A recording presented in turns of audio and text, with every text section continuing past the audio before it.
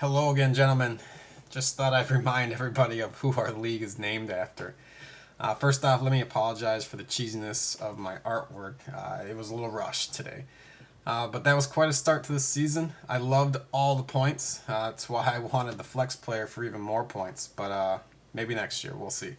It makes each player important, and I know we have a quarterback heavy league, but you got to have all those other guys score because your quarterback can't carry you so far. I lost, and Vic is probably one of the highest scoring quarterbacks out there. I'm glad my last video was able to inspire Dave to whoop my ass this last week, so we'll see how this one goes. Don't worry, Dave, I'm not taking anything out on you. I was just happy to break 100, so last year I started off with the best score for the first couple weeks, and then I just bottomed out. So, like Bridesmaids, at the bottom, but I got nowhere to go but up.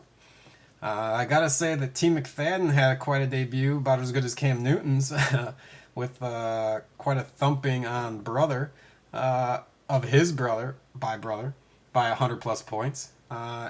Eric also had a nice start to his fantasy career, with a quality win over Zach.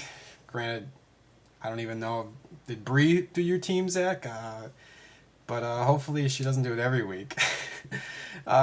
It's nice that we gave the newbies some wins to start off the season. Hopefully we won't give them very many more.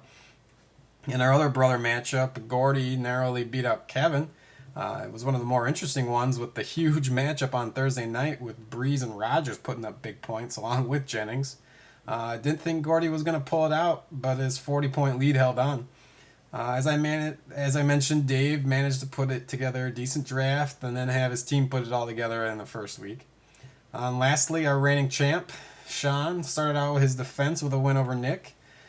Sean seems to have a lot of old favorites back on his team, and we'll see how both those do, him and Nick.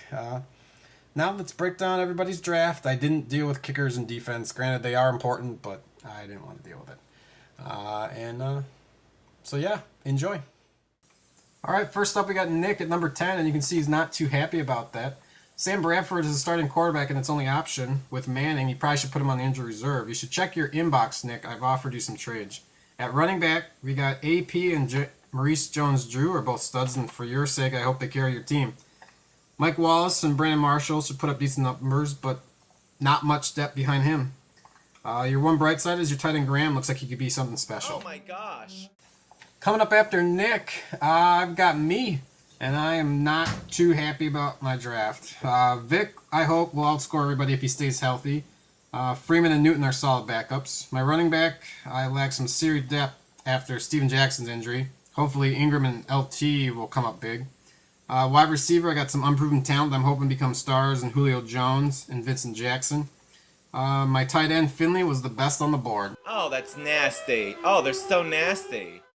Coming in at number 8, we got Zach, and he looks so happy because he basically has my team from last year. That sleepy fuck. At quarterback, he's got Schaub and Sanchez, who will both drive you nuts with their inconsistent play. Jamal Charles and Mendenhall will put up serious points. With Miles Austin and Percy Harvin are both fun to watch if they get the ball thrown to them. And Vernon Davis will be a stud if Smith has a productive year. Coming in at number 7 is Fox, and he's happy just to not be at the bottom of the barrel. At nighttime, the honey badger goes hunting. With Roma as his quarterback, who knows what kind of production he's going to get out of him. He could have a good year or not. Running backs, he's got Chris Johnson and Ryan Matthews are my favorites on his team. Otherwise, I like his receivers in Fitzgerald and Macklin, but they had a poor first week. His tight ends, I don't know about Miller and Lewis, are both a concern for me. Coming in at number 6 is the paddle paws of fury of Eric, and you can see he's indifferent to that. He's got Stafford, who could have a huge year if he stays healthy. I don't like his backups, Eli and McNabb. Better hope he stays healthy. Gore and Felix Jones could both have a big year, but need better production from their offenses. And I really like your wideouts in Roddy White and Andre Johnson. And the Patriots tight end Hernandez could be the next big thing. Coming in at number 5, we got Brother, and we all know why he's happy, because... This is the honey badger. Well, team incarceration starts off with Tom Brady, who should be a stud this year. Michael Turner should be a beast, but major question marks for his other backs. Plexico and Welker will be productive, but week 1 won't happen every week. And Jason Witten will always be consistent with Romo. Honey badger don't give a shit. It just takes what it wants.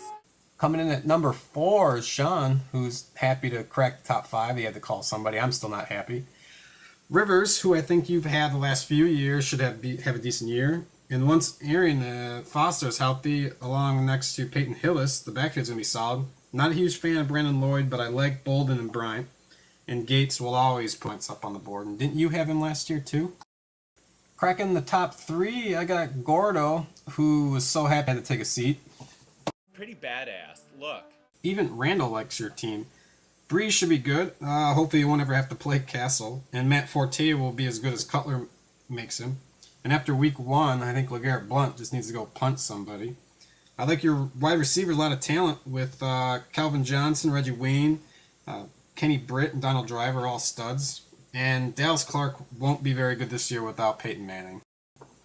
All right, top on our list is Dave and Kevin. As you can see, they are both ecstatic.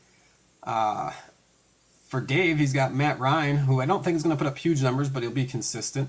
His running backs, Ray Rice and LaShawn McCoy, are both studs. They could top Nick's backfield. Hakeem Nicks is the only receiver I really like, and that's if Eli can keep his shit together. And with your tight ends, I like Winslow, but I'm not sold on Watson.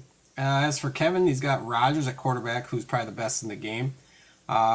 Nick Fadden and Sean Green, they don't do anything for me, but hopefully they do for you.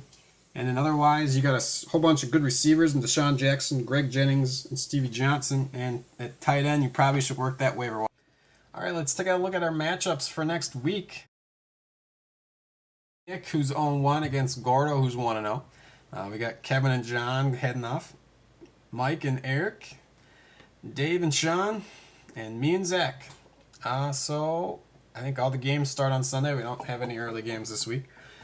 So guys, hope you all mull your decisions carefully over who you're going to start this week.